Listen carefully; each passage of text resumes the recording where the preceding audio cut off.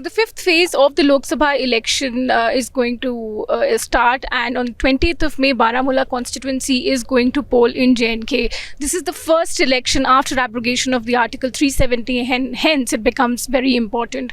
Today we have with us PDP leader Mehbooba Mufti, who has been campaigning day and night for her party, and today she is in Baramulla constituency. So we'll be speaking to her about the election pitch of PDP and how things are panning out on the ground. Thank you so much, ma'am, for being with us.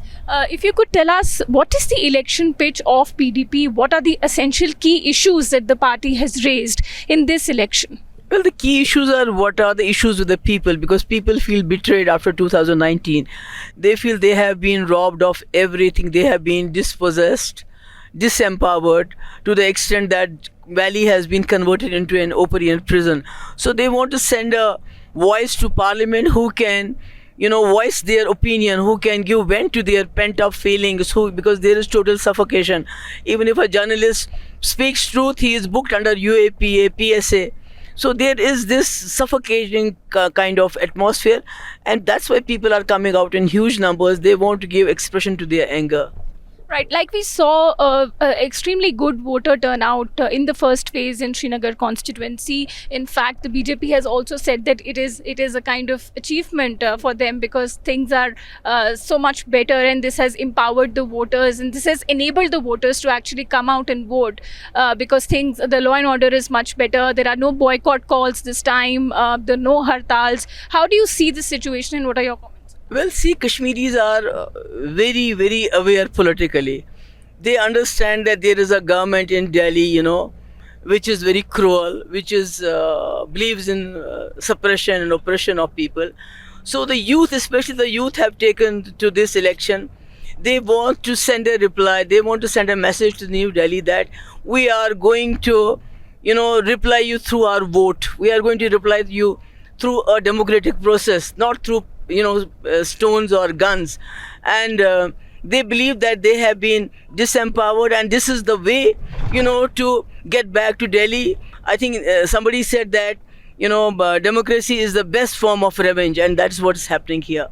Right, ma'am. Why do you think the BJP did not field any candidates in key seats in J&K? And yesterday we heard that Mr. Amit Shah is here for some political meetings. So that has kind of confused people a little. What is your assessment of that? No, it's not only confused people. It's sending a very, very suspicious signal to people, because what happened in '87, the parties at that point of time, the regional party, they conveyed to Delhi that if a third party gets elected, it's going to be against the national interest. Today, again, there are the proxy parties of BJP who want the BJP to interfere and intervene in election in a way so that the election is manipulated.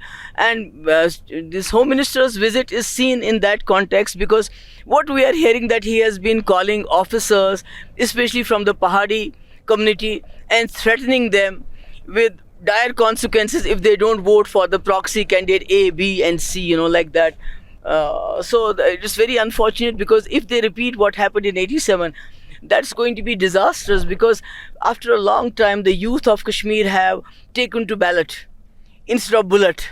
So if they want to reverse the whole thing, that's for them to How do you see this election panning out on the ground? It's quite a tough fight, because almost all candidates are very popular among people. In Baramulla's constituency especially, we are seeing a tough fight between PDP, NC, and one independent candidate, Engineer Rashid, because we went to one of his rallies, and he has his son has been able to garner a lot of youngsters. Because people identify with him, because he has been jailed for so many years now. And we have thousands of youngsters who are languishing in jails in different parts of the country, and they are not getting any justice. They are under trials, but still they are there in the jails. Many a times, the lawyers don't want to take up their cases, just being Kashmiris. So the people identify with that kind of sentiment, as they identified with Wahid Para, who was again jailed for 3 years for no fault of his. They were threatening him that he should leave PDP and join one of their proxy parties, which he refused to do. So in Engineer Rashid's case, people identify that, Kashmir has been converted into a jail, and he is in jail for last so many years now. Of course, ma'am, this is a key issue because speaking to voters on the ground, this is one line that we have picked up from almost everyone that, the lack of representation for Kashmiris, which is why they are coming out in large numbers. But another issue that they speak about collectively is also lack of basic facilities like Bijli, Pani, Sadak. And all of them are talking about unemployment. How key are these issues in this election? Very important because BJP was boasting that after 370 everything is going to be very good for Kashmiris. Unemployment is highest in JNK, is more than 35%. And then we produce electricity. Many parts of the country get free electricity or cheap electricity, but it is the people of JNK who have to pay the most high rates for the same electricity. After they have installed these smart meters, poor people, they are given bills of thousands of rupees when there is hardly any electricity. Unemployment is there. People have taken to drugs because of the unemployment. Whatever recruitment took place during these last 5 years, all were there were scams in all of them, so they were cancelled. I don't know whether they do it deliberately to keep the youth out of government jobs. They have been dismissing people from government jobs under the pretext of being militant associates. They have been locking houses of many people under this pretext. They have been, raiding the businessmen. Every day there are 15-20 raids being conducted by income tax, by ED, by NIA, CBI and whatnot. And so people feel frustrated, people feel suffocating. And that's why they feel this is a chance wherein they can convey their anger to rest of the country through vote by electing a representative who can give expression to their emotions. Ma'am, what do you think has led to these missing boycott calls that, because Kashmir has been associated with that kind of, boycott of elections. But would you give a little credit to an improved law and order? For what? If you convert a place into an open-air prison. We are living in a democratic country. If you have to live, if you have to rule through the barrel of gun, then have martial law. Why to have this drama of democracy? They themselves say that there has been no stone pelting. But why are our thousands of, youth languishing in jails if there has been no stone pelting? You can't talk, you can't put a post on social media if there is no electricity. The, SHU is going to come to your house and arrest you. The journalists can't speak the truth. So what kind of a state we are living in? You are, beating someone to pulp and then say, see, he's not making any noise now. How is he going to make any noise?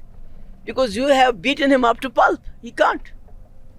As far as this election is concerned, India Alliance is also, a big alliance that is up against the BJP. But in Kashmir, we saw that there was some sort of, I won't call it a dispute, but there was no consensus on if there'll be if they'll be fielding candidates together because NC, did not give way to PDP. Then there was a discussion of, is this really an alliance? It was very unfortunate because, if we had been fighting together as the proxy parties are together now, things would have been very different and it would have given a lot of hope to the people of Kashmir who wanted us to fight together. But anyway, I don't think any, standing together against the onslaught of New Delhi has to be on the basis of, sharing of seats.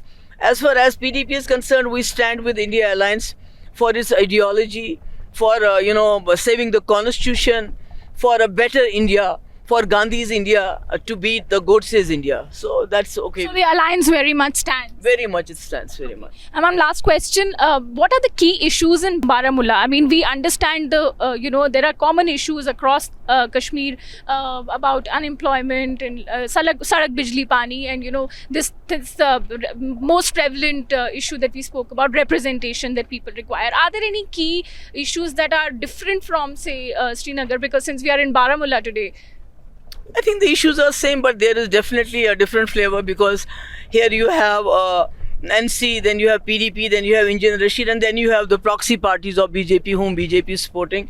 And people understand that, you can't be threatened to vote for a party. It has to come naturally. So that is an issue because we have heard and we have seen, these parties which have been planted by BJP, they book people under PSA. They, get the people arrested through administration. That is what happened in Pulwama. Our scores of our workers were arrested before election. Then we had to, intervene, and then they were released. So that, muscle power, money and muscle power is at its peak here. That is one of the factors that is playing a major role here. But people here understand, and I think it's going to be a triangular fight between NC, PDP and Engineer Rashid.